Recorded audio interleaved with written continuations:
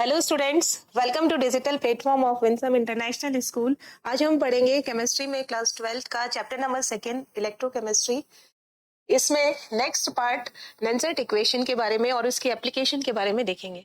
अभी तक आपने देखा कि इसमें स्टैंडर्ड इलेक्ट्रोड पोटेंशियल कैसे मेजर करते हैं और किसी भी सेल का इलेक्ट्रोकेमिकल सेल का ई नॉट की वैल्यू यानी cell potential standard cell potential कैसे मेजर करते हैं।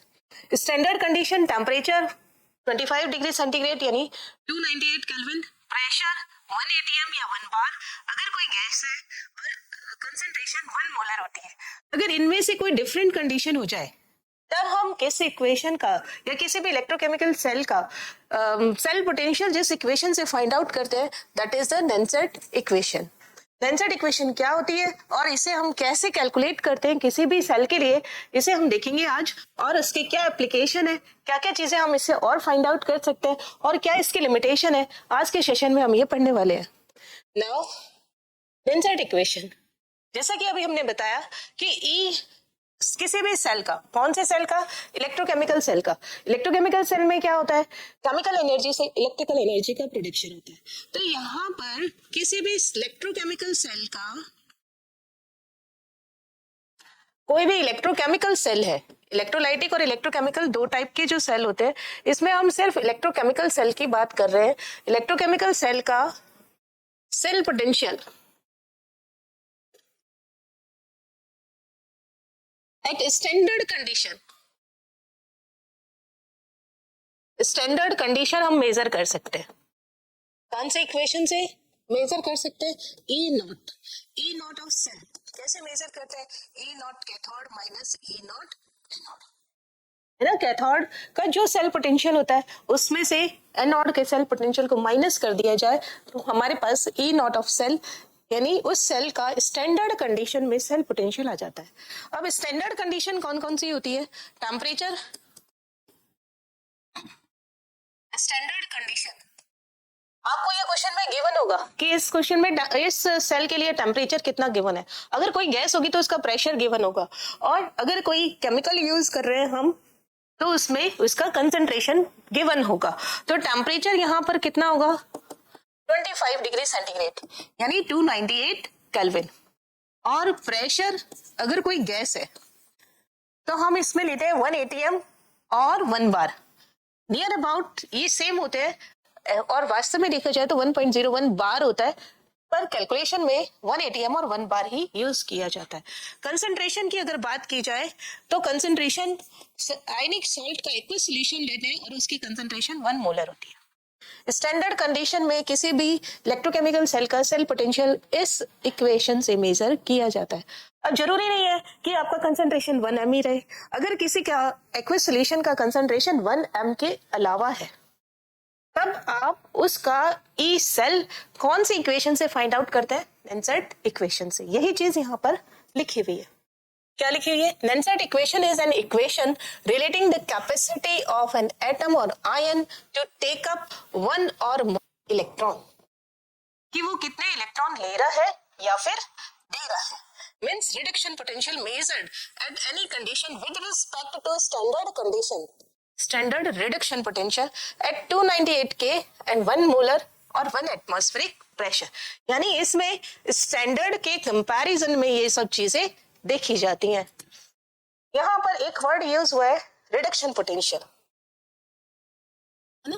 रिडक्शन, क्या रिडक्शन क्यों लिया गया है? क्योंकि ये बताया गया था, IUPAC ने ये कहा था कि जो आप ये ई नॉट ले रहे हो, ये ई नॉट क्या होता है? SRP, स्टैंडर्ड रिडक्शन पोटेंशियल लेना है आपको। स्टैंडर्ड रिडक्शन पोटेंशियल है ये, यहाँ पर ऑक्सीडेशन नहीं लेना। और ऑक्सीडेशन पोटेंशियल और रिडक्शन पोटेंशियल में क्या रिलेशन होता है? इक्वल होते हैं in magnitude but opposite in sign. इसलिए यहाँ पर सब चीजें किसके लिए लिखी हुई है? रिडक्शन पोटेंशियल के लिए लिखी हुई है। इक्वेशन क्या है? For single electrode potential, single का मतलब या तो रिडक्शन है या तो ऑक्सीडेशन है। जैसे E cell, E not of cell minus RT upon NF ln/Q।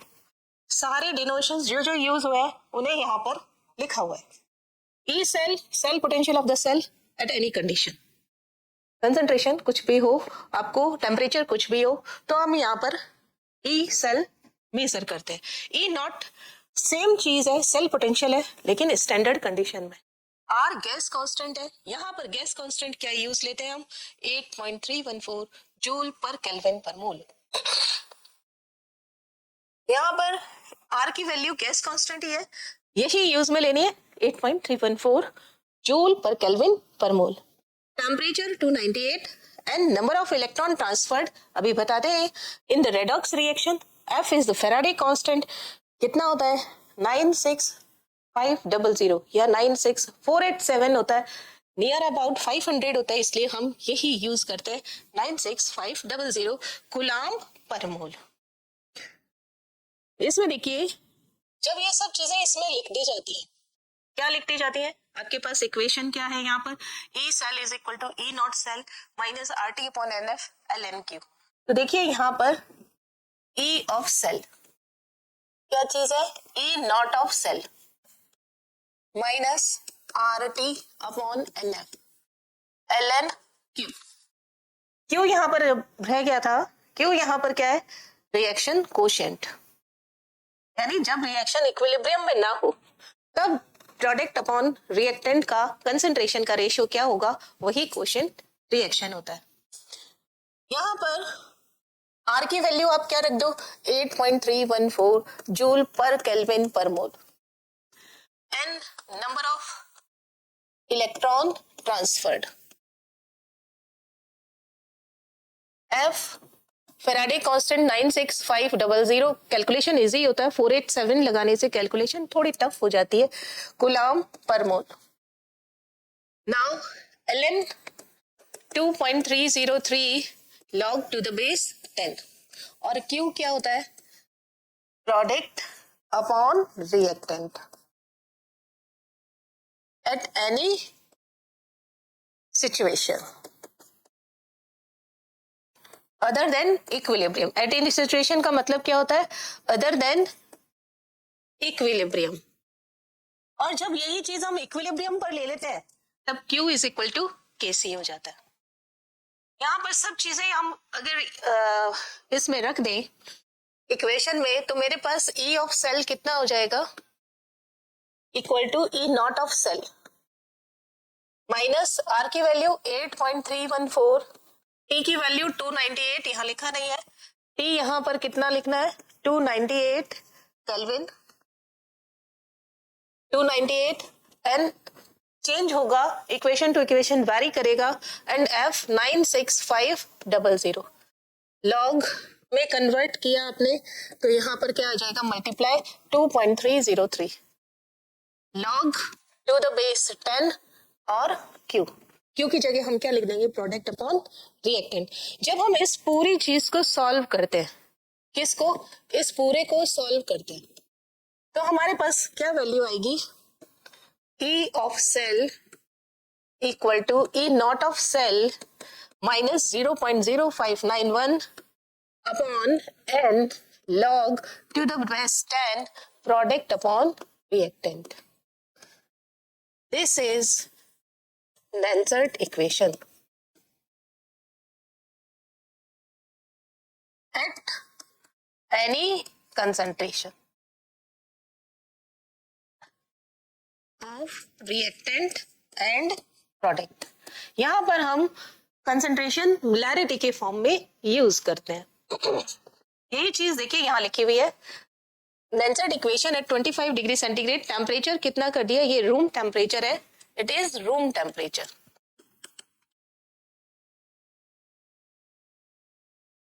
यहाँ पर जब भी कोई केमिकल इक्वेशन या सेल वर्क करता है 298 केल्विन पर, तो E cell is equal to E not cell minus 0.0592 upon n log to the base 10 and Q means product upon reactant का रेशियो।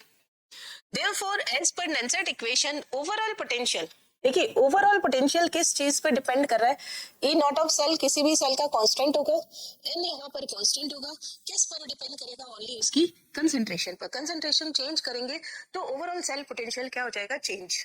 तो ओवरऑल सेल पोटेंशियल जो होगा of an electrochemical cell depend on reaction quotient, किस पर depend करेगा, ई of cell किस पर depend कर रहा है, Q पर डिपेंड कर रहा है, और इक्विलिब्रियम जब होगा तो किस पर डिपेंड करेगा?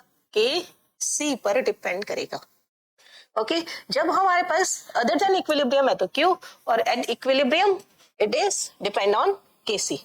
नाउ एक इक्वेशन देखते हैं, और इसके लिए हम नेंसेट इक्वेशन निकाल के बताते हैं, कैलकुलेट करके बताते हैं।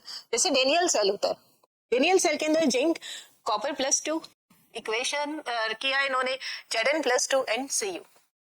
ये डेनियल सेल की इक्वेशन है। अब आपको इस इक्वेशन से क्या फाइंड आउट करना है? नेंसेट इक्वेशन कैलकुलेट करनी है और इसका डायग्राम ड्रॉ करना है। यही क्वेश्चन पूछते हैं, कैथोड पे कौन सी रिएक्शन होगी, एनोड पे कितनी रिएक्शन होगी, कितने इलेक्ट्रॉन ट्रांसफर हुए, ये सब चीजें हम यहाँ पर कैलकुलेट करने वाले हैं। जैसे यहाँ पर सबसे पहले डायग्राम बनाते हैं। सबसे पहले सेल डायग्राम है ना। सेल डायग्राम में आपको मालूम होगा जो हिस्सा एनोड का काम करता है वो लेफ्ट साइड में होता है, उस पर हमेशा ऑक्सीडेशन होता है और इलेक्ट्रॉन का लॉस होता है। तो देखिए Zn से किस में कन्वर्ट हो गया, ये Zn+2 में। इट मीन्स इसका क्या हो रहा है? ऑक्सीडेशन। जिसका ऑक्सीडेशन होता है तो आपको ये बताया था LOAN, वो लेफ्ट साइड होगा, उसका ऑक्सीडेशन होगा, एनोड की तरह काम करेगा और नेगेटिवली चार्ज्ड होगा।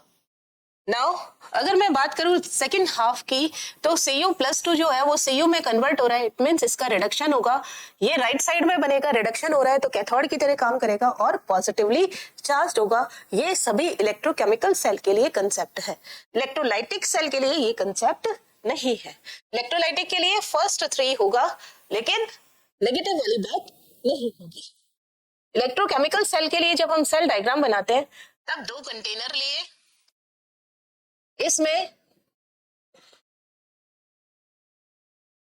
ये 2 कंटेनर, और यहां पर हम क्या करते हैं, इसका मेटल लेते हैं, ये जिंक की मेटल, ये यहां पर कॉपर की मेटल। ये देखिए जिंक किसमें कन्वर्ट हो रहा है? ZnSO4 में। तो यहां पर हमारे पास में ये सोल्यूशन किसका है? Zn+2, और ये सोल्यूशन किसका है? Cu+2। ये इलेक्ट्रोड किसका है? कॉपर का। ये इलेक्ट्रोड किसका है? जिंक का। ये किसकी तरह काम करेगा? लेफ्ट साइड है, ऑक्सीडेशन होगा, एनोड की तरह वर्क करेगा और पॉजिटिवली चार्ज्ड होगा। ओके जब यहां से इलेक्ट्रॉन ट्रांसफर होंगे, ये इलेक्ट्रॉन कोई एक एप्लीकेंस इस पर ऐड कर दिया, या अमीटर या गैल्वेनोमीटर इस पे लगा देते हैं, तो ये कैसा चार्ज है? यहाँ पर पॉजिटिवली चार्ज्ड, और ये क्या है? Negatively charged. इलेक्ट्रॉन यहां से उल्टा बता दिया, यहाँ पर ये नेगेटिवली चार्ज्ड होगा,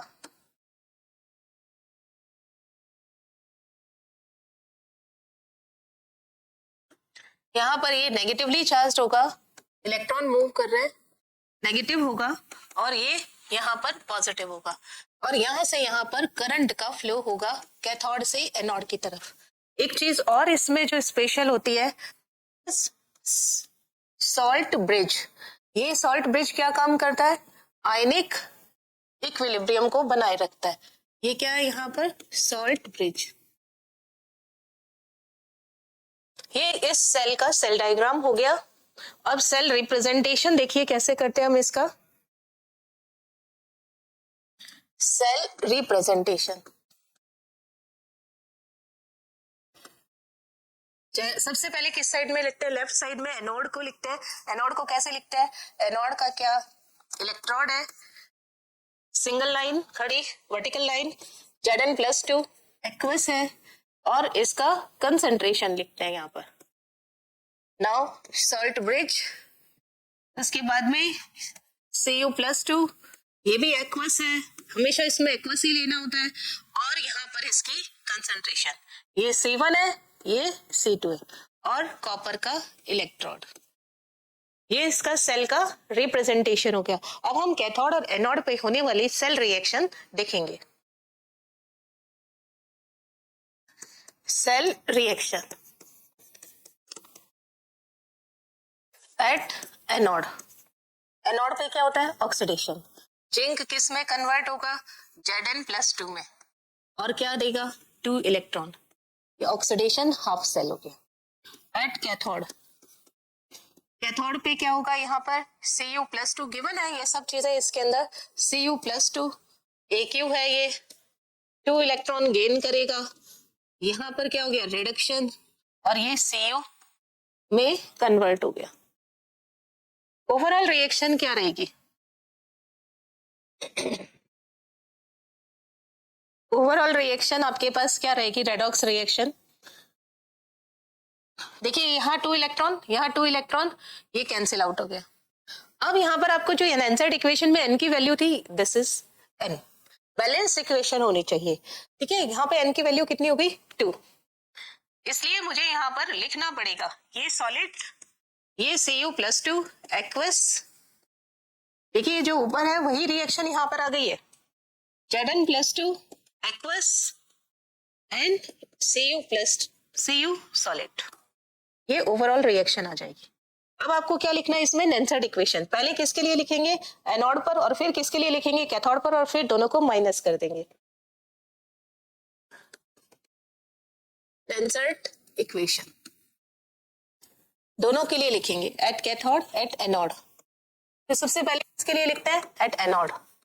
एनोड पे आपने क्या रिएक्शन लिखा, जिंक किस में कन्वर्ट हो रहा है, Zn+2 +2 इलेक्ट्रॉन।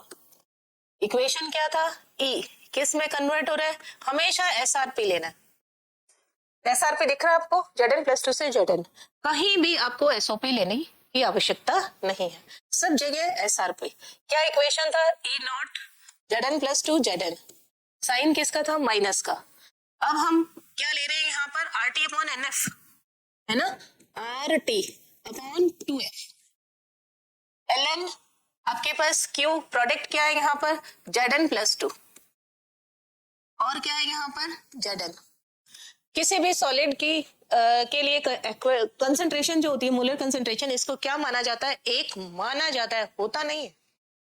Zn+2, ये क्वेश्चन एक बार जेईई के अंदर पूछ लिया गया था, इसकी एक्टिविटी कितनी मान ली जाती है, 1 फॉर सॉलिड, कोई भी सॉलिड होगा ना उसके लिए, ये सॉलिड है यहाँ पर सॉलिड। तो हमारे पास इक्वेशन क्या हो गया, E Zn+2 Zn, ये कैलकुलेशन कई बार पूछ ली जाती है, Zn+2 Zn E0 minus RT/2F ln Zn+2, equation number क्या आ गई 1।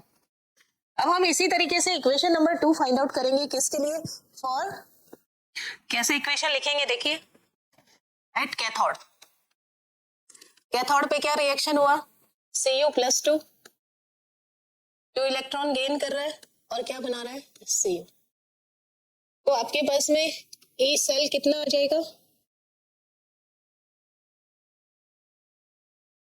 E Cu+2 Cu, ध्यान रखना है आपको, चाहे रिडक्शन हो चाहे ऑक्सीडेशन, आपको हमेशा SrP यूज करना है। E0 ऑफ सेल कितना हो जाएगा, E0 Cu+2 Cu minus RT/2F ln, यहाँ पे प्रोडक्ट कौन है Cu, रिएक्टेंट कौन है Cu+2, और आपको मालूम है कि Cu सॉलिड स्टेट में है, इसलिए इसकी एक्टिविटी कितनी हो जाएगी 1, इसकी मोलर कंसंट्रेशन कितनी मान ली जाती है 1, क्योंकि इसमें चेंज नहीं होता कुछ, इस वजह से है ना।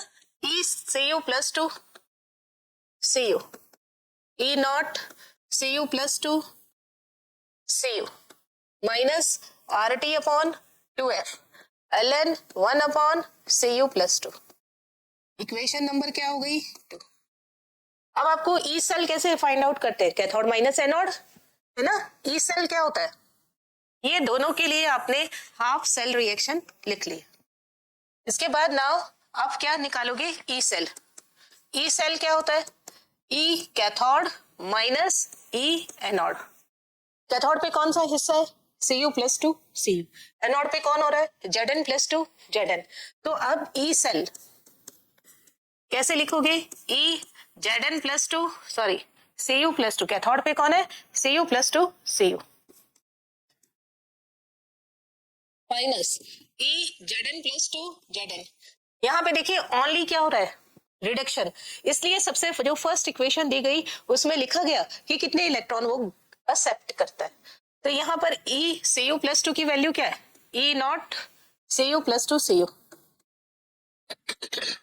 E nought Cu plus 2 Cu minus RT upon 2F ln आगे क्या है Cu 1 अपॉन Cu प्लस 2। ये कंप्लीट क्या हो गया ये वाली equation minus E Zn plus 2 Zn क्या है E nought Zn plus 2 Zn minus RT upon NF ln Zn plus 2। Okay जब माइनस का साइन हटेगा तो इस E नॉट से पहले माइनस आ जाएगा और ये प्लस की वैल्यू आ जाएगी। ए सेल क्या हो जाएगा यहाँ पर देखिए E nought Cu plus 2 Cu minus E nought Zn plus 2 Zn आगे क्या आएगा minus RT upon NF ln 1 upon Cu plus 2 plus RT upon NF ln Zn plus 2। जो चीज कॉमन हो रही है उसे कॉमन ले लेते हैं और ये चीज क्या आ जाएगी यहाँ पर E not of cell. E cell क्या हो गया E not of cell minus RT upon NF को क्या कर दिया कॉमन ले लिया NF की जगह यहाँ पर कितना है 2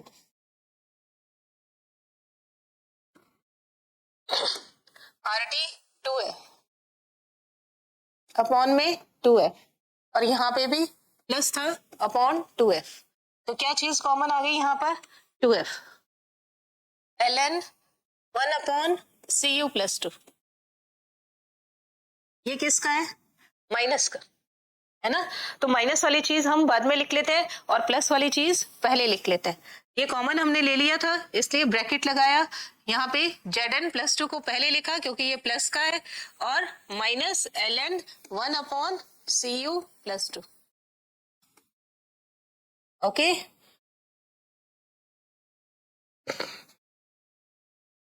तो E ऑफ सेल क्या आ गया यहाँ पर E not of cell minus RT upon 2F ln देखिए ये प्लस में है तो ये ऊपर आ जाएगा और ये माइनस में है तो ये नीचे चला जाएगा तो ये क्या हो गया यहाँ पर Zn plus 2 upon Cu plus 2।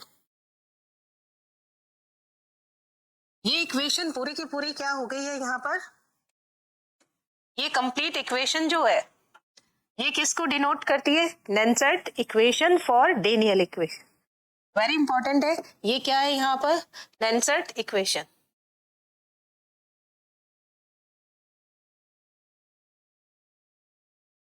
नेंसेट equation for Daniell cell very important. आप देखिए इससे क्या पता चल रहा है क्या क्या चीजें इंफॉर्मेशन अगर मुझे ये मिल जाए तो ई सेल मुझे मालूम करना हो तो मुझे सबसे पहले क्या फाइंड आउट करना पड़ेगा ई नॉट ऑफ सेल। दूसरी बात मुझे क्या मालूम करनी पड़ेगी कि एन की वैल्यू कितनी है नंबर ऑफ इलेक्ट्रॉन कितने ट्रांसफर हो रहे हैं देन प्रोडक्ट क्या है और रिएक्टेंट क्या है। ओके तो यहाँ से इस इक्वेशन से हमने क्या निकाल लिया कैसे हम फाइंड आउट कर सकते हैं कि कोई भी इक्वेशन हमारे पास गिवन हो उसका ई नॉट ऑफ सेल निकालिए एन की वैल्यू निकालिए प्रोडक्ट निकालिए और रिएक्टेंट का रेशियो निकालिए आपको ई सेल मिल जाएगा। एक इक्वेशन और देखते हैं हम यहाँ पे देखिए Ni plus 2 Ag plus 1 Ag यहाँ पे नोट डाल के लिखा हुआ है क्या लिखा हुआ है first we write half reaction and then balance them उसको बैलेंस करना जरूरी है। यहाँ पर बैलेंस इसलिए लिखा है क्योंकि एक जना तो 2 इलेक्ट्रॉन दे रहा है और दूसरा जना एक ही इलेक्ट्रॉन एक्सेप्ट कर रहा है तो हमें नंबर ऑफ इलेक्ट्रॉन जो होंगे उस सेल के लिए इक्वल करने पड़ेंगे। कैसे करेंगे देखिए इसका आंसर इसके लिए नेंसेट इक्वेशन फाइंड आउट कर रहे हैं। ये हमारे पास सेल रिप्रेजेंटेशन है आपको सेल रिप्रेजेंटेशन देख करके पता होना चाहिए कि किसका ऑक्सीडेशन होगा और किसका रिडक्शन। ये सॉल्ट ब्रिज की तरह बिहेव करता है ये लेफ्ट साइड है और ये राइट साइड है। जो राइट साइड होती है वो कैथोड की तरह काम करती है और उसका रिडक्शन होता है। जो लेफ्ट साइड होती है ये लेफ्ट साइड है इस पर एनोड की तरह बिहेव करती है ये और इस पर क्या होता है ऑक्सीडेशन होता है। तो Ni का क्या हो रहा है ऑक्सीडेशन और Ag का क्या हो रहा है रिडक्शन। तो मेरे पास इक्वेशन मैं सेल रिएक्शन लिखती हूँ। सबसे पहले आपको ये आइडेंटिफाई हो गया कि कैथोड कौन है एनोड कौन है तो उसके बाद आप हाफ सेल रिएक्शन लिखिए। हाफ सेल रिएक्शन का मतलब एट कैथोड और एनोड। तो एनोड पर क्या रिएक्शन हो गया Ni किस में कन्वर्ट हो रहा है? Na+2 और 2 इलेक्ट्रॉन। तो यहाँ पे Na जो है ये तो है सॉलिड और ये क्या है? एक्वस। क्लियर? और नेक्स्ट इसमें एट कैथोड, कैथोड पे क्या हो गया? रिडक्शन। ये क्या हुआ है? ऑक्सीडेशन। कौन है? Ag+1, Ag+, ये क्या? एक इलेक्ट्रॉन गेन करेगा और क्या बना देगा? ये रिडक्शन होकर के Ag सॉलिड बना देगा। ये यहाँ पर क्या? एक्वस। अब देखिए दे कितना रहा है? लॉस ऑफ इलेक्ट्रॉन कितना हो रहा है? 2 का। गेन ऑफ इलेक्ट्रॉन कितना हो रहा है? 1 का। तो मुझे सबसे पहले ये इक्वेशन लिखने के बाद में इन इलेक्ट्रॉनों को इक्वल करना पड़ेगा। तो इसको मैं किससे मल्टीप्लाई कर दूं? 2 से। तो यहाँ 2 इलेक्ट्रॉन हो जाएंगे, इट मीन्स बैलेंस हो जाएगी। ऐसा नहीं है सिर्फ इलेक्ट्रॉन को करना है, पूरी इक्वेशन को 2 से मल्टीप्लाई करना होता है। तो 2Ag+, ये क्या हो गया? एक्वस, प्लस 2 इलेक्ट्रॉन, और ये रिडक्शन की रिएक्शन ही है 2Ag, ये सॉलिड। अब आपके पास इक्वेशन नंबर ये 1 आ गई, ये इक्वेशन नंबर 2 आ गई। 1 + 2 करेंगे तो आपको क्या मिल जाएगी? Overall reaction. अब आप यहीं पर क्या करेंगे? ओवरऑल रिएक्शन लिखेंगे। ओवरऑल रिएक्शन कैसे लिखते हैं? 1 + 2, क्योंकि एक ऑक्सीडेशन एक रिडक्शन दोनों को मिलाएंगे तो क्या बन जाएगा आपके पास? Redox reaction. ओवरऑल रिएक्शन देखिए क्या होगा? फर्स्ट और सेकंड रिएक्टेंट रिएक्टेंट को जोड़ना है, प्रोडक्ट प्रोडक्ट को जोड़ना है। अगर कोई सेम चीज रिएक्टेंट और प्रोडक्ट अपोजिट साइड में होती है तो वो कैंसिल आउट हो जाएंगे।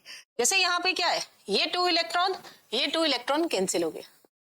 तो आपके पास क्या रिएक्शन आ गई? यहाँ पर Na सॉलिड है, 2Ag प्लस एक्वस सोल्यूशन है, और ओवरऑल ऑक्सीडेशन प्लस रिडक्शन क्या हो गया? Redox reaction. यहाँ पे रेडॉक्स रिएक्शन हो गई।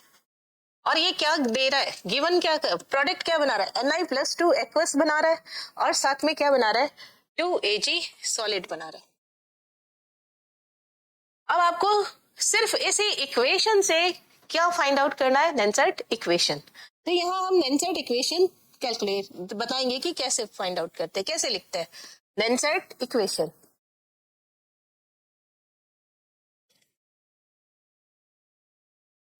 कैसे फाइंड आउट करते हैं हम? ई सेल। ई सेल का मतलब क्या है? आपको cathode minus anode, Ag+Ag minus Ni+2Ni। तो आपको ई सेल इक्वल टू क्या हो गया? E not of cell minus RT, R की वैल्यू 8.314, T की वैल्यू 298। अब आप N कितना लगाएंगे? N कितना है आपके पास? ये इट इज N, इक्वल हो गया। ये भी क्या है? N। किसी से लीजिए आप N की वैल्यू फाइंड आउट कर सकते हैं, अपॉन 2F ln। अब आप इस इक्वेशन में देखिए प्रोडक्ट कौन है? प्रोडक्ट देखने के लिए आपको क्या करना पड़ेगा कि जो सॉलिड है उसे नहीं लिखना, उसे कैंसिल आउट कर दो। प्रोडक्ट के लिए सॉलिड ये है, सॉलिड ये है, तो ये कैंसिल आउट करती है। हमारे पास आयन कौन है? Ni+2, Ni+2। और कौन है? Ag+। लेकिन यहाँ पर Ag+, इसकी कंसंट्रेशन रखेंगे। अगर क्वेश्चन में इनकी कंसंट्रेशन दे रखी होगी तो Ni+2 और इसकी जगह स्क्वायर ब्रैकेट की जगह उसकी मोलर कंसंट्रेशन रखनी है। आपको ये ध्यान रखना है, मोलर कंसंट्रेशन ही एक्टिव कंसंट्रेशन होती है। यहाँ पे क्या है? ये 2, तो इस 2 का क्या करें? ये पावर में चला जाता है। ओके, तो इसी तरीके से हम यहाँ पर अगर मैं यहाँ ln को हटा दूं, लॉग में कन्वर्ट कर दूं, R की वैल्यू पुट कर दूं, T की वैल्यू पुट कर दूं और F की वैल्यू पुट कर दूं। पुट R कितना रख दे? 8.314 unit joule per kelvin per मोल। T कितना कर दे यहाँ पर? 298 केल्विन। और F कितना कर दे यहाँ पर? 96500 कूलाम पर मोल। ln को किस में कन्वर्ट कर दें? 2.303 log to the base 10। तो मुझे ई सेल की क्या इक्वेशन मिल जाएगी? ई सेल ऊपर लिख देती हूं मैं, चलो यही रहने देते। ई सेल मुझे क्या फाइंड आउट हो जाएगा? E not of cell minus RT, सब हो गया ये। तो यहाँ पर 0.0591 या 592 upon 2 log to the base 10 Ni+2 upon Ag+1 का स्क्वायर। ओके किसी भी सेल डायग्राम से सेल रिएक्शन लिखिए, इलेक्ट्रॉन को बैलेंस कीजिए, उसके बाद आप इसमें प्रोडक्ट कौन है, रिएक्टेंट कौन है, उनका रेशियो निकालिए, आपको E cell E not cell find out कीजिए, then E cell find out हो जाएगा। ई नॉट ऑफ सेल कैसे फाइंड आउट करेंगे, ई नॉट ऑफ सेल कैसे क्वेश्चन में गिवन होगा अगर आपके, तो ई नॉट कैथोड कौन है, एजी प्लस एजी, कोई मल्टीप्लाई नहीं करना है, आपके 2 से हो रहा है 3 से हो रहा है, आपको जो दिया है वो लिखेंगे, minus A naught N I plus 2 N आई।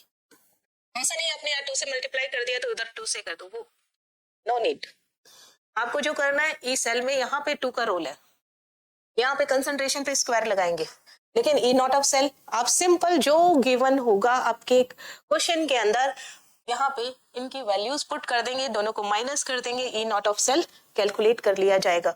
इसमें यहाँ 2 रखा, लॉग दोनों की कंसंट्रेशन का प्रोडक्ट अपॉन रिएक्टेंट की कंसंट्रेशन का रेशियो फाइंड आउट किया, आप क्या फाइंड आउट कर सकते हैं, ई सेल। ओके इसलिए बोला गया है कि ई नॉट ऑफ सेल किसी भी सेल के लिए कांस्टेंट होता है, बट ई सेल किस पर डिपेंड करेगा कि आप प्रोडक्ट और रिएक्टेंट की कंसंट्रेशन कितनी ले रहे हैं। नाउ इसका यूज कहाँ कहाँ है, हम कहाँ कहाँ नेंसर्ट इक्वेशन को लिख सकते हैं, कहाँ इसका पता चल सकता है कि ये नेंसर्ट इक्वेशन है तो इसका ये हम कंक्लूजन निकाल सकते हैं कि ये कंक्लूजन है। जैसे वर्क डन और maximum free energy change.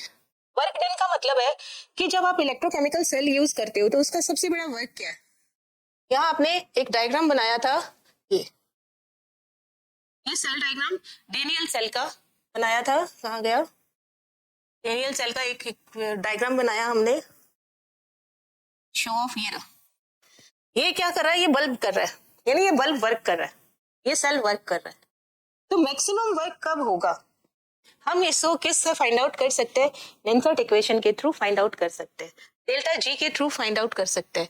Delta G क्या कहता है कि कोई भी रिएक्शन अगर स्पॉन्टेनियस है तो उसमें डेल्टा जी की वैल्यू 0 होती है। यहाँ पर देखिए change in the Gibbs free energy, Gibbs free energy क्या होती है, गिब्स फ्री एनर्जी होती है delta G is equal to delta H minus T delta S.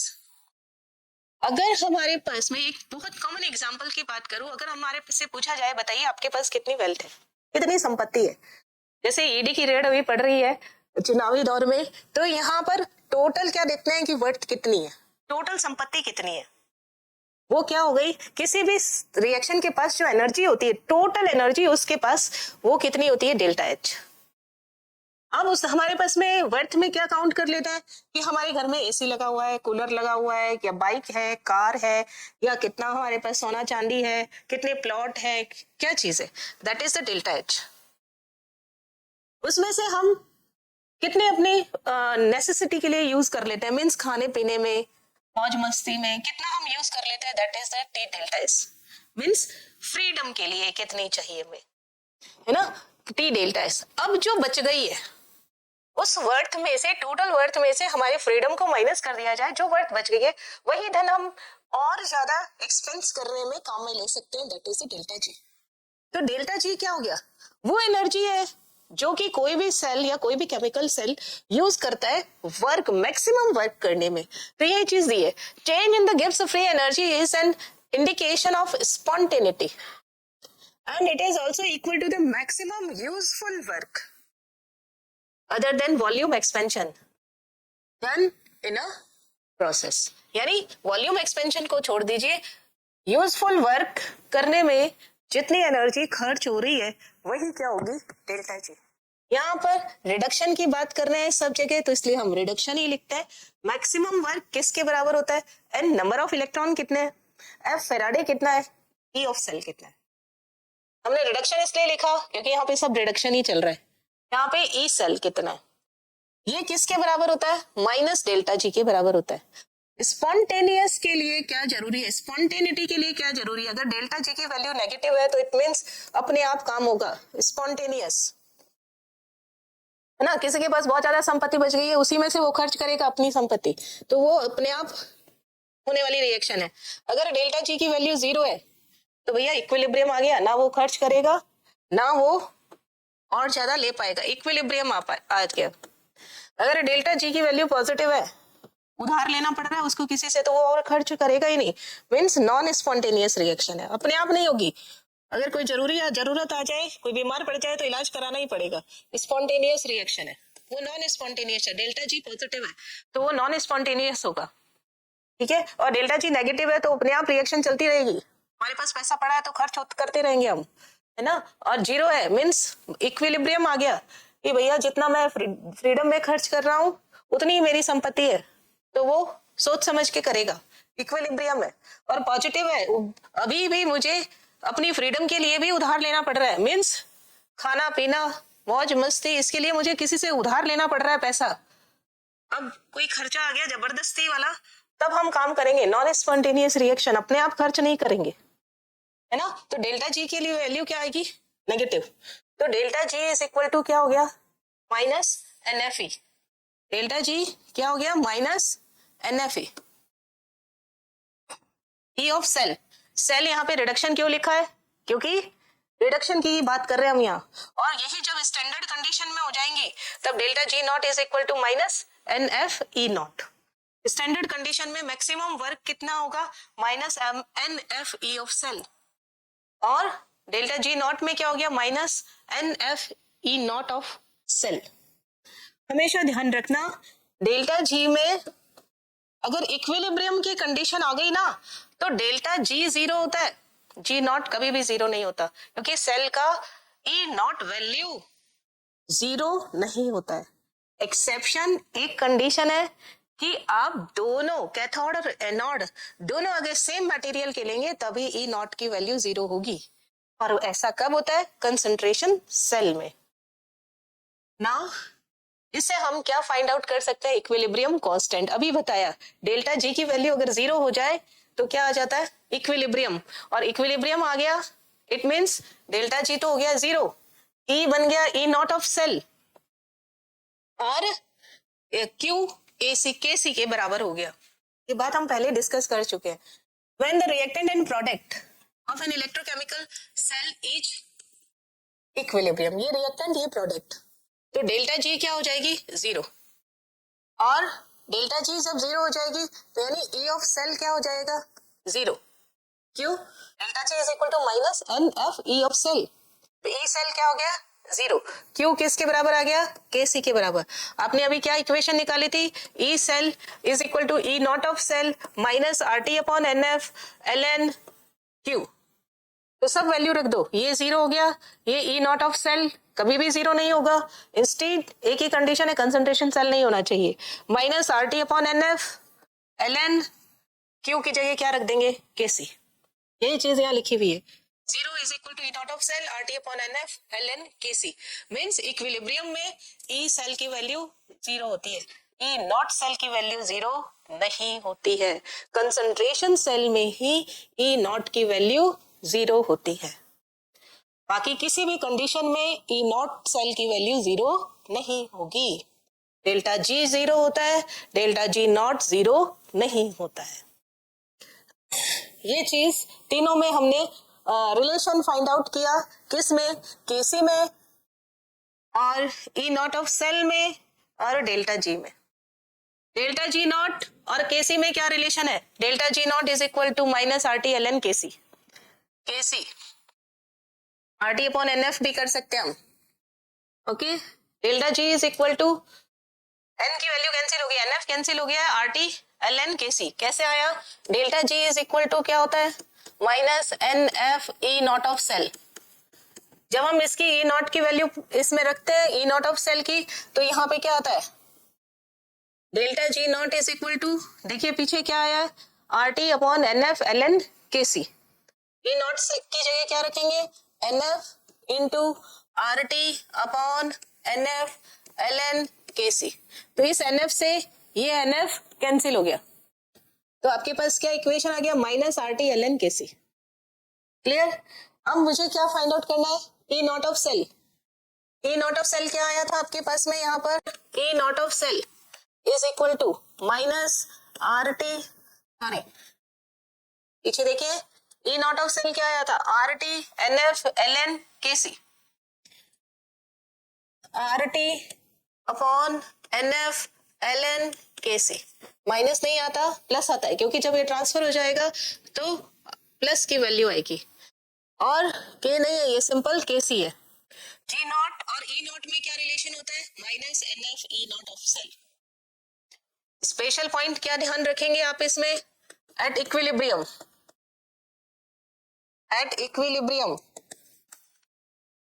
Delta G is equal to 0, E of cell is equal to 0।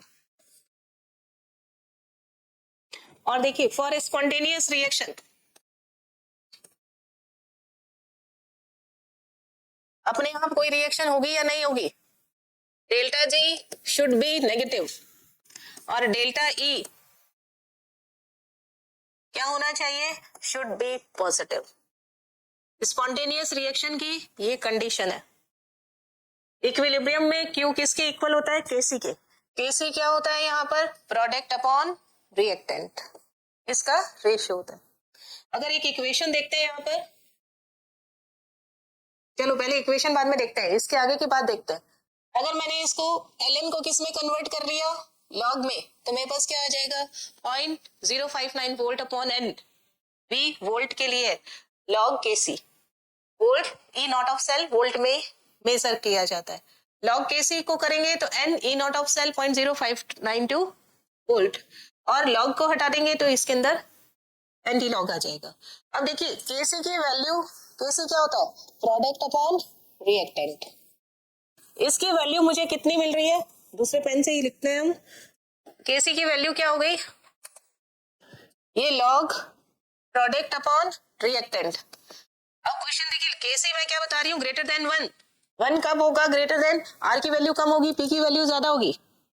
अब आपके पास reaction क्या है? R से P, मैं कह रही हूँ P ज्यादा है, R कम है, तो इट मीन्स फॉरवर्ड रिएक्शन है। तो E की value, E not of cell की वैल्यू क्या होगी? ग्रेटर देन 0, 1 से ज्यादा होगी, क्योंकि ये 1 से ज्यादा है तो ये भी क्या होगा? 1 से ज्यादा होगा, और 1 से ज्यादा होगा तो रिएक्शन कैसी होगी? फॉरवर्ड। इसलिए फॉरवर्ड रिएक्शन के लिए, स्पॉन्टेनियस रिएक्शन के लिए E नॉट ऑफ सेल की वैल्यू पॉजिटिव होनी चाहिए। अगर KC की वैल्यू लेस देन 1 है, लेस देन 1 का मतलब क्या हो गया? इसको क्या लिख सकते हो आप? log P minus log R।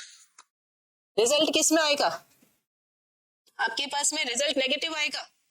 अगर आपके पास R की वैल्यू ज्यादा हो गई तो रिजल्ट क्या आएगा? नेगेटिव। तो E not of cell will hold negative value. इसका मतलब कौन सी रिवर्स रिएक्शन हो रही है? प्रोडक्ट ज्यादा बन रहा है। तो हम KC को देख के, इस KC की वैल्यू को देख के या E नॉट ऑफ सेल की वैल्यू को देख के बता सकते हैं कि रिएक्शन फॉरवर्ड होगी या बैकवर्ड होगी। फॉरवर्ड कब होगी? जब E नॉट ऑफ सेल की वैल्यू पॉजिटिव होगी तो वो फॉरवर्ड हो जाएगी, और E नॉट ऑफ सेल की वैल्यू अगर नेगेटिव हो गई तो वो रिवर्स रिएक्शन शो करेगा। एक चीज और यहाँ बतानी थी, अगर मैं यहाँ कॉमन रिएक्शन ले लूं, AA, BB, CC and DD, तब आपके पास E ऑफ सेल क्या आ जाएगा? E of cell is equal to E not of cell. किसी का भी ऑक्सीडेशन हो, किसी का भी रिडक्शन हो, हमें इससे मतलब नहीं है, बस सॉलिड नहीं होना चाहिए। Minus RT upon NF। NF कैसे? यहाँ पे N इलेक्ट्रॉन ट्रांसफर हो रहे हैं, है ना, एक जना N दे रहा है इलेक्ट्रॉन और दूसरा जना N इलेक्ट्रॉन गेन कर रहा है, बैलेंस इक्वेशन होनी चाहिए। ln ऊपर क्या आएंगे? प्रोडक्ट C की पावर C, A की power D, law of mass action, A की पावर A एंड B की पावर B। ये कंप्लीट लेंसर्ट इक्वेशन के लिए इक्वेशन हो गई, लेंसर्ट इक्वेशन है।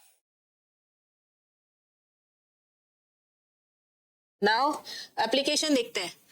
लेंसर्ट इक्वेशन एप्लीकेशन आपने अभी देखा, single electrode potential, reduction potential या ऑक्सीडेशन पोटेंशियल को मेजर कर सकते हैं, कंप्लीट सेल के पोटेंशियल को मेजर कर सकते हैं, कंपेयर कर सकते हैं कि ऑक्सीडेशन किसका होगा, रिडक्शन किसका होगा, फिजिबिलिटी ऑफ रिएक्शन कर सकते हैं कि अगर E नॉट सेल की वैल्यू पॉजिटिव आ गई तो भैया रिएक्शन होगी फॉरवर्ड, नहीं तो नहीं होगी। EMF ऑफ सेल निकाल सकते हैं। EMF क्या होगा? E सेल की वैल्यू अगर 0 हो जाए ना तो E नॉट सेल जो होगा वही EMF ऑफ सेल होता है। नॉन आयनिक कंसंट्रेशन, आप क्या कर रहे हो? P अपॉन R, आयन की कंसंट्रेशन निकाल रहे हो, तो किसी एक की गिवन हो तो दूसरे की हम फाइंड आउट कर सकते हैं। pH ऑफ सॉल्यूशन, अगर यहाँ पर H प्लस होगा तो वो pH भी हम फाइंड आउट कर सकते हैं।